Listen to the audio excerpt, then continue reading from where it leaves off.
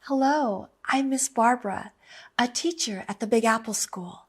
Today, we're going to practice your English by reading along. This is a creative nonfiction written by me. Are you ready? Writing is such a lonely life. Creative nonfiction by Barbara Fortier. Before I had the desire to become a dancer, I had the desire to become a writer. One summer, at the age of 7, I began writing poems and stories for an audience of one, my mother. I remember spending a good part of the hot summer's day writing so that when my mother returned from work, she'd have something to read. I took myself very seriously, too. Back then, I referred to my writings as manuscripts. And these manuscripts were meant to be read with great interest by sophisticated adults, not whimsical children. My mother always had a bright red lipstick smile for me every morning when she left for work. And although tired and overworked after the end of the day, she also had an equally bright red lipstick smile for me when she returned.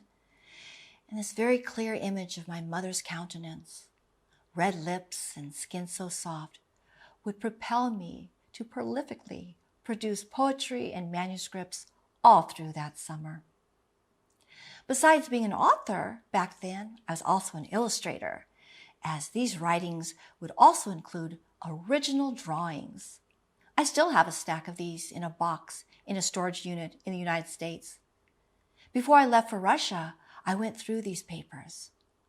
I found one that was handwritten by colored pencils on lined school paper entitled Daddies. It rhymed too. Daddies are good to have around the house. They're not even scared of a mouse. The illustration accompanying the script was of a dad towering over a precocious mouse and wagging his finger at it. When I was 11 years old, my mom bought a manual typewriter for me. A manual as opposed to an electric. Both were well before the PC. I had taken a typing course that summer in order to quicken my writing pace. Here, I was all ready to begin my writing career with my brand new manual typewriter.